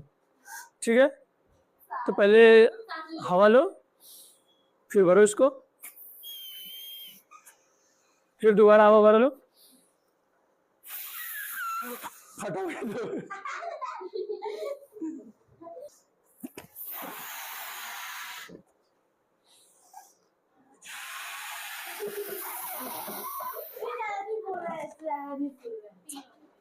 तो लगभग हमने मान लो कितना बड़ा फुलाया हमने, तो 2 सांस में हमने फुला देनी। तो तुम देखोगे इसको फुलाने में मुझे कितने सांस की जरूरत है, 2। हमें 5 की जरूरत है। जितना बड़ा बलून मैं कह रहा हूँ उतना बड़ा बलून फुलाओगे तुम, तो 2 लगभग 2 ब्रीदिंग्स पे तुम फुला लो। समझ आ गया? और ये कितना लीटर है, 1 लीटर। कितना लीटर है? तो इसका सीधा सा मतलब क्या है, हमने 2 ब्रीदिंग्स यानी कि 2 सांस लिया तो कितना फुलाया है, 1 लीटर हवा हमने भरा, 1 लीटर भरा।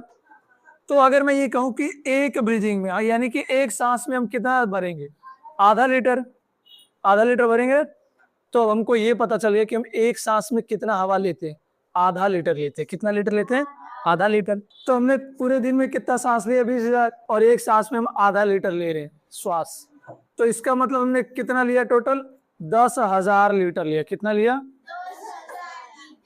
यानी कि पूरे दिन में हम लगभग कितना ऑक्सीजन पी लेते हैं, यानी लीटर में 10,000 लीटर हवा को हम अंदर कंज्यूम कर लेते। हम क्या करें, अनुमान लगाने की कला सीख रहे हैं। तो हमने 1 मिनट में लगभग 14 सांस लिया, पूरे दिन में 1440 मिनट होता है, तो इनको गुना करने पे लगभग कितना आता, 20,000।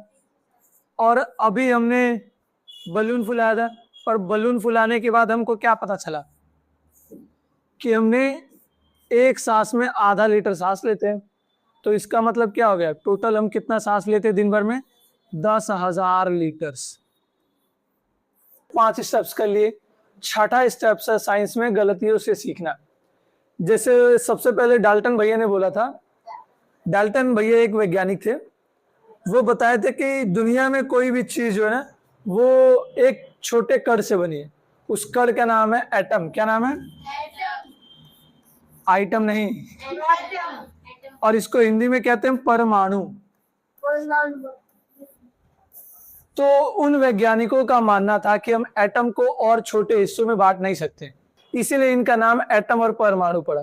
अब ये एटम वर्ड जो है वो कैसे बना है, ए प्लस टर्म से। ए का मतलब होता है नहीं और टर्म का मतलब होता है काटना, तो जिसको हम और नहीं काट सकते उसको उन्होंने नाम दिया एटम। अब जैसे क्या, परम प्लस अणु। परम का मतलब क्या है, ऐसा अणु जिसके अंदर कुछ और नहीं, सबसे बेसिक यही है। जिसको हम और छोटे हिस्सों में तोड़ नहीं सकते उसको हम कहते हैं परमाणु। तो वैज्ञानिक का शुरू में ये मानना था दुनिया के अंदर जो भी वस्तु है वो किससे बनी है, एक बहुत छोटे पार्टिकल से बनी है, और उसको हम क्या कहते हैं, परमाणु यानी कि एटम। लेकिन बाद में चल के वैज्ञानिकों ने बोला कि ना ना ना, एटम को हम बांट सकते हैं। एटम के अंदर क्या होता है, एक केंद्र होता है और उसमें इलेक्ट्रॉन होता है और बहुत सारी चीजें होती है जो हम आगे पढ़ेंगे। तो हमने क्या देखा कि पहले वैज्ञानिकों को जो लगता था अगर उससे बढ़िया एविडेंस मिला तो उन लोगों ने क्या किया, सुधार किया। अब ये नहीं कि अपने जिद पे अड़ गए कि ना डाल्टन भैया ने बोला यही मानेंगे। तो पहले वैज्ञानिकों का क्या मानना था कि एटम को हम छोटे हिस्सों में बांट नहीं सकते, फिर बाद में पता चला कि हम बांट सकते हैं तो उसको एक्सेप्ट कर लिया गया। तो इस तरीके से क्या, अगर तुम भी साइंटिफिक टेम्परामेंट यानी कि साइंटिफिक तरीके से सोचोगी या सोचोगे तो क्या फर्क होगा कि तुम सबसे पहले क्या करोगे, ऑब्जर्वेशन, फिर उसके बाद मॉडल बनाएंगे, फिर उसके बाद भाषा यूज करेंगे, फिर उसके बाद ज्ञान को बांटेंगे, फिर भविष्यवाणियां करेंगे और उसके बाद गलती सुधार लेंगे, इंप्रूव कर लेंगे। इस तरीके से नॉलेज बनता है और इस तरीके से हम एक साइंटिफिक नजरिया डेवलप कर लेंगे। तो विज्ञान का मतलब फिक्स चीजें नहीं है, विज्ञान में हमेशा क्या होता रहता है, इंप्रूवमेंट होता है। जैसे मान लो तुम में से कोई एक दिन बड़ा साइंटिस्ट बन गया, फिर उसके बाद हो सकता है तुम भी इंप्रूव करवा दो। अब हमें क्या देखना है कि साइंस को हम रियल लाइफ में कैसे यूज कर सकते हैं। जैसे अभी तुम 10वीं 11वीं 12वीं में, मतलब 10वीं के बाद जब 11वीं 12वीं में जाओगे तब तुम्हें वहां मिलेगा क्या, साइंस को 3 हिस्सों में बांट दिया है। फिजिक्स की बुक अलग है, केमिस्ट्री की बुक अलग है, बायोलॉजी की बुक अलग है। मतलब चैप्टर जो है वो अलग ही अलग दिया हुआ है, 10th में भी 9th में भी। और जब हम रियल लाइफ में साइंस को यूज करते हैं तो अलग अलग करके यूज नहीं करते, सारी चीजें एक साथ यूज होती है। तो अब जैसे इसका एग्जांपल देखते हैं तो ज्यादा बेहतर समझ में आएगा तुम लोग को। जैसे हम साइकिल चलाते हैं तो उसमें फिजिक्स क्या है कि कितने बल से हमने पैडल चलाया, कितनी तेज हमारी साइकिल भाग रही है, ये हो गया हमारा फिजिक्स यानी भौतिक विज्ञान, ठीक है। और हमारे शरीर के अंदर ऊर्जा कैसे मिल रही है मांसपेशियों को, इसको हम क्या कहेंगे, रसायन विज्ञान। और मांसपेशियां हमारी कैसे खिंच रही है जब हमने पैडल मारा, तो ये हो जाएगा हमारा जीव विज्ञान। बाकी गति, दूरी, ये सब चीजें क्या है, गणित में आ जाती है। तो रियल लाइफ में हम जो भी चीजें यूज करते हैं वो सारी चीजें मिला के यूज होती है। जैसे 2020 में कोरोना आया था, याद है, तो उस समय मास्क बनाया गया था, याद आ रहा है। तो इस मास्क को बनाने के लिए तीनों चीजें यूज हुई। सबसे पहले कि मान लो कोई सामने से एक आदमी आया, उसको कोविड है मान लेते हैं, और वो तुम्हारे पास आया, कितने पास आया, मान लेते कि 3 फीट की दूरी पर आया, और उसको छींक आ रही थी, उसने 2 गोली दाग दिया छा छा करके। तो अब इसके कण क्या होंगे, आएंगे ऐसे। तुम 3 फीट की दूरी पर हो तो तुम्हारे शरीर के अंदर जा सकते हैं। तो सबसे पहले हमने यहाँ फिजिक्स का यूज किया, हमने ये जाना कि ये जो पार्टिकल है कितनी दूरी तक ट्रेवल कर सकते हैं। तो तुमको वो डायलॉग याद होगा कि मास क्या जरूरी, 6 फीट की दूरी, ऐसे करें 6 फीट की दूरी मास क्या जरूरी, ये वाला डायलॉग याद होगा। तो उसमें हमें कैसे पता चला, क्योंकि ये जो पार्टिकल है वो 6 फीट की दूरी पर होगा तो वो क्या होगा, उसके बाद गिर जाएगा। जैसे अगर ये व्यक्ति यहाँ पर होता तो अगर मान लो ये डिस्टेंस हमने कितना कर दिया, 6 फीट, तो अब ये जो गोली दाग रहा है वो यहीं आके गिर जाएगा, तुम्हारे के अंदर नहीं जाएगा। समझ आया मैंने कहा। तो यहाँ हमने किसका यूज किया, फिजिक्स का। फिर हमने केमिस्ट्री का यूज कैसे किया, हमने इस तरह का कपड़ा यूज किया जिसके कारण ये पार्टिकल इसके अंदर भी ना जाए और हवा भी चली जाए। मान लो कि हमने कोई ऐसा कपड़ा यूज किया होता जिसमें हवा भी नहीं जाती तो आदमी उधर ही नहीं पड़ जाता है, वो हो जाता कि नहीं हो जाता। या फिर हमने ऐसा कपड़ा यूज कर लिया कि ये पार्टिकल भी चुपचाप अंदर चले जा रहा है तो क्या फायदा होता। तो हमने यहाँ किसका यूज किया, केमिस्ट्री यानी कि रसायन विज्ञान। और बाकी ये पार्टिकल हमारे शरीर के अंदर कैसे जाता है, कैसे रिएक्ट करता है, ये सारी चीजें क्या हो जाएगा हमारा जीव विज्ञान यानी कि बायोलॉजी। बुझा गया। तो इन सारी चीजों से हम लाइफ में क्या करते हैं, लाइफ में जब भी हम साइंस को यूज करते हैं तो सारी चीजें एक साथ ही यूज हो रही थी, अलग अलग यूज नहीं कर रहे होते। तो अब तक हमने जो पढ़ना था इस चैप्टर में पूरा पढ़ लिया। अब जहां से हमने शुरू किया था वहीं खत्म करेंगे कि अब चैप्टर तो खत्म हो गया। अब इन सब चैप्टर से हमने क्या सीखा, क्या उखाड़ लेंगे। तो सबसे पहले क्या, अगर हम अपना साइंटिफिक अप्रोच अपनाएंगे तो हम अपनी चारों तरफ की टेक्नोलॉजिया को समझ सकते हैं। किसको समझ सकते हैं, टेक्नोलॉजी यानी कि तकनीक को हम आसानी से समझ सकते हैं। अब हम क्वेश्चन पूछेंगे कि अच्छा एआई कैसे काम करता है, फिर उसके पीछे हम रीजन लगाएंगे, तो हम टेक्नोलॉजी के बारे में थोड़ा सीख जाएंगे। तो अब तुम्हें क्या करना है, अपने चारों तरफ की चीजों को ऑब्जर्व करना है। फोन यूज कर रहे हो, यूट्यूब, इंस्टाग्राम रील, जो भी स्क्रॉल कर रहे हो, सब चीजें की कैसे काम कर रही है, इसके पीछे क्या रीजन है। और दूसरा क्या कर पाएंगे, सोशल मीडिया पे जितने भी दावे किए जा रहे हैं उनको हम चेक कर पाएंगे साइंटिफिक तरीके से। अब ये नहीं मान लेंगे कि अच्छा मेरी दोस्त ने भेजा है तो सही होगा, है ना। बहुत सारे ऐसे भेज देते हैं कि, जैसे कोई एग्जांपल दो। लड़के को नहीं वो कहना चाहिए। हाँ, हमें माँ ही रही है। क्यों? पता नहीं बोलती है ना कि बेबी नहीं हो। बात बड़ी। तो जैसे